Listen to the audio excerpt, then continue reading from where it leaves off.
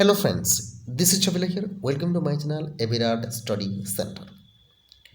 ଆଜି ଆମେ ସେହି ମହାନ ପୁରୁଷ ୟା ସେହି ମହାନ ଯୁବକଙ୍କ ବିଷୟରେ ଆମେ ଡିସ୍କସନ୍ କରିବାକୁ ଯାଉଛେ ଯିଏକି ଆମକୁ ଇନ୍ସପାୟାର କରିଥାଏ। ଯେତେବେଳେ ଆମେ ପଢ଼ିବାକୁ ବସୁ ଆମେ ଏଇ ଫିଲୋସୋଫର ଏଇ ଆଇଡଲଙ୍କ ବିଷୟରେ ଆମେ ମନେ ପକାଉ। ଯଦି ସ୍ୱାମୀ ବିବେକାନନ୍ଦକୁ ଆପଣମାନେ ଜାଣିନାହାନ୍ତି ତାହେଲେ ମୋ ହିସାବରେ ଆପଣମାନେ ଗୋଟେ ରିଏଲ୍ ଷ୍ଟୁଡେଣ୍ଟ ନୁହଁ। ମୁଁ 100% ଆପଣଙ୍କୁ ଗ୍ୟାରେଣ୍ଟି ଦେବି ଆପଣମାନେ ରିଏଲ୍ ଷ୍ଟୁଡେଣ୍ଟ ନାହାନ୍ତି ଯଦି ସ୍ୱାମୀ ବିବେକାନନ୍ଦ ବିଷୟରେ ଜାଣିନାହାନ୍ତି। ସ୍ୱାମୀ ବିବେକାନନ୍ଦ ଅନେକ ଲୋକଙ୍କର ଇନ୍ସପିରେସନ୍, ଅନେକ ଲୋକଙ୍କର ଆଇଡଲ୍ ହେଇଛନ୍ତି, ଯେଉଁଥିପାଇଁ କି 12 ଜାନୁଆରୀକୁ ଆମେ ତାଙ୍କର ୟୁଥ୍ ଡେ ମନେଇଥାଉ। ସେ ଏପରି ଏକ ମଣିଷ ଥିଲେ, ଏପରି ଏକ ଫିଲୋସୋଫର ଥିଲେ, ଏପରି ଏକ ଗାଇଡ଼ର ଥିଲେ ଯିଏକି ଟୋଟାଲ ସମଗ୍ର ଆମେ ଭାରତର ବାହାରେ ଯାଇକି ମଧ୍ୟ ଆମର ହିନ୍ଦୁ ଧର୍ମର ପ୍ରଚାର କରୁଥିଲେ। ସେ ଆଉ କେହି ନୁହନ୍ତି ସ୍ୱାମୀ ବିବେକାନନ୍ଦ, ଯାହାର ଆମେ 4th ଜୁଲାଇକୁ ଆମେ ଡେଥ୍ ଆନିଭର୍ସରୀ ମଧ୍ୟ ମନେଇଥାଉ। The first finest spiritual leaders and intellectual man, intellectual Indian has to be prouded। ତାଙ୍କର ଏଇ କଥାକୁ ନେଇକି ଆମେ ପ୍ରାଉଡ଼ କରିଥାଉ। ତ ସେଥିପାଇଁ ସେ ଗୋଟେ ତାଙ୍କର କୋଟେସନ୍ ଅଛି କି the greatest religion is to be the true to your own nature, have faith in your dear self. ନିଜ ଉପରେ ବିଶ୍ୱାସ କରନ୍ତୁ, ନିଜ ଉପରେ ବିଶ୍ୱାସ କରନ୍ତୁ, ନିଜର ପ୍ରକୃତି ଉପରେ ବିଶ୍ୱାସ କରନ୍ତୁ ଏବଂ ସବୁ ସତ୍ୟ ହେଉଛି ସେ ପ୍ରକୃତି। ତ ରିଲିଜନ୍ ବୋଲି କୌଣସି ଧର୍ମ ନାହିଁ ଯେଉଁ ଧର୍ମରେ ପ୍ରକୃତି ଉପରେ ବର୍ଣ୍ଣନା କରାଯାଇ ନାହିଁ। ଆଶା ଲାଗୁଛି ଏ ଭିଡ଼ିଓଟା ଆପଣଙ୍କୁ ନିହାତି ଭାବରେ ହେଲ୍ପଫୁଲ୍ ଦେବ। କି ପଏଣ୍ଟସ୍ 12 ଜାନୁଆରୀ 1863 ମସିହା ଏପରି ଏକ ଦିନ ଥିଲା, ସ୍ୱର୍ଣ୍ଣମୟ ଦିନ ଥିଲା, ଯେଉଁ ଜାଗାରେ ଏପରି ଏକ ମହାନ ମଣିଷକୁ ଆମେ ଜନ୍ମଗ୍ରହଣ ହେବାର ଜାଣିଛେ। ସେଥିପାଇଁ ଆମେ ତାଙ୍କର ଇନ୍ସପିରେସନରୁ ଆମେ ନ୍ୟାସନାଲ୍ ୟୁଥ୍ ଡେ ବୋଲି ଆମେ ମନେଇଥାଉ। ତା ସହିତ ଏଠି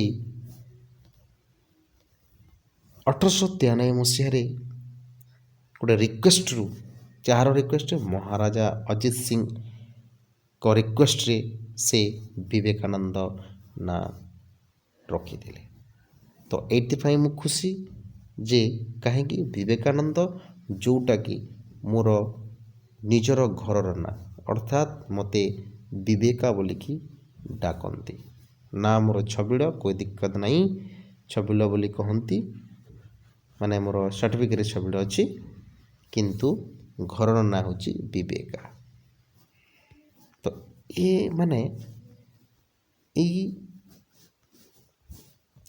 ଏପରି ଏକ ମହାନ ପୁରୁଷଙ୍କର ନାଁ ମୋ ସହିତ ନାଁଟା ଖାଲି ଯୋଡ଼ୁଛି, ସେତିକି ଷ୍ଟୋରି ତ ନାହିଁ ମୋ ବିଷୟରେ, ସେତିକି କ୍ୱାଲିଟି ନାହିଁ, କେବଳ ନାଁଟା ଯୋଡ଼ିଛି। ସେଥିପାଇଁ ମୁଁ ବହୁତ ଖୁସି। ଧନ୍ୟବାଦ ମୁଁ ସେଇ ଯେ ନାଁ ରଖିଛି ତାଙ୍କୁ କହିବି, ମା ବାପାକୁ ସ୍ପେଶାଲି। ଏବଂ contribution, introduction to world to the Indian philosopher of Vedanta yoga Vedanta ବିଷୟରେ ସେ ବହୁତ କିଛି ଲେଖିଥିଲେ। ଏବଂ ଆମେ ଯଦି ପଢ଼ିବା ଦେଖନ୍ତୁ, ସେ ତାଙ୍କର ଯେଉଁ ବୁକ୍ ଅଛି ନା, ସେ ରିଲେଟେଡ଼ ହିଁ ସବୁ ଥିବ। ଦେଖନ୍ତୁ, ରାଜା ଯୋଗ, କର୍ମଯୋଗ, ଜ୍ଞାନ ଯୋଗ, ଭକ୍ତି ଯୋଗ। ଆଉ ସେଇଥିପାଇଁ ନେତାଜୀ ସୁଭାଷ ଚନ୍ଦ୍ର ବୋଷ ଯିଏକି ଏତେ ମାତ୍ରାରେ ଇନ୍ସପାୟାର ହେଇକି ତାଙ୍କୁ କହିଥିଲେ ବିବେକାନନ୍ଦ ଦ ମେକର ଅଫ୍ ମଡ଼ର୍ଣ୍ଣ ଇଣ୍ଡିଆ। ଏଠି ଆସୋସିଏଟେଡ଼ ଅର୍ଗାନାଇଜେସନ୍ କେଉଁ ଅର୍ଗାନାଇଜେସନ୍ କରିଥିଲେ? ରାମକୃଷ୍ଣ ପରମହଂସକୁ ଯେତେବେଳେ ସେ, ଏଠି ଗୋଟେ ଷ୍ଟୋରି ଅଛି ଆପଣଙ୍କୁ କହିବି। କ'ଣ ମାନେ ଗୋଟେ ଛୁଆର ତାର ଲକ୍ଷଣରୁ ପ୍ରଥମରୁ ହିଁ ଜଣାଯାଏ ସେ କିପରି ଭାବରେ କ'ଣ ହେବ, କେମିତି ନାହିଁ। ତ ଠିକ୍ ସେମିତି ସ୍ୱାମୀ ବିବେକାନନ୍ଦ ଯିଏକି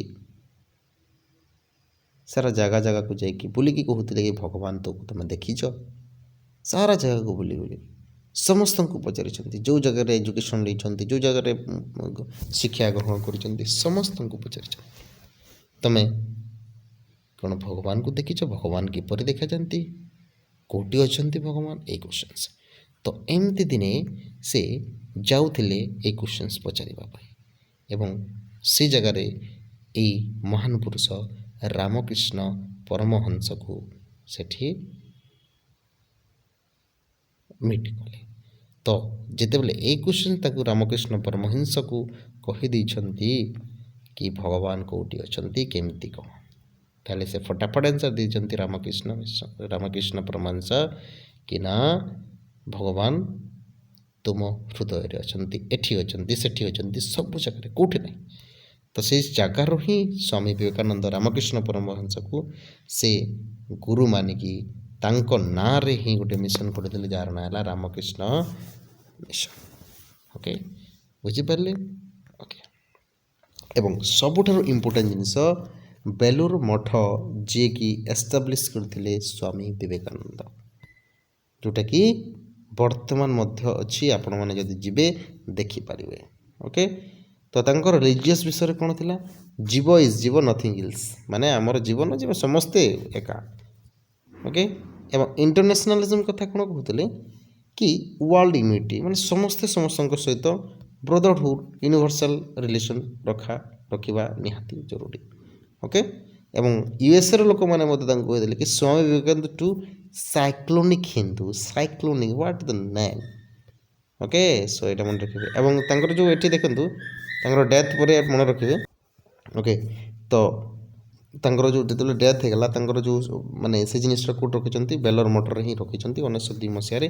ଏବଂ ଏଇଟା କେଉଁ ଜାଗାରେ ଅଛି? ୱେଷ୍ଟ ବେଙ୍ଗଲରେ ଅଛି। ଏବଂ ତାର ହେଡ଼କ୍ୱାର୍ଟର ହେଉଛି ରାମକୃଷ୍ଣ ମଠ ଆଣ୍ଡ ରାମକୃଷ୍ଣ ମିଶନ୍। ଓକେ, ବୁଝିପାରିଲେ? ତ ଏତିକି ଆପଣମାନେ ମନେ ରଖନ୍ତୁ। I hope it is very very important and it is helpful for you. ଏତିକି ଯେଉଁ ପଏଣ୍ଟ ରଖିଲି ଆପଣମାନଙ୍କୁ, ବେଶୀ ଅଲଗା କିଛି କହିନି, ବହୁତ କିଛି କହିବାର ଥିଲା, କିନ୍ତୁ ଏଇଟା କହିବା କିଛି ଦରକାର ନାହିଁ। ପଏଣ୍ଟ ଇମ୍ପୋର୍ଟାଣ୍ଟ ଯେଉଁଟାକି ଆପଣମାନେ ମନେ ରଖିବେ। Okay, thank you very much.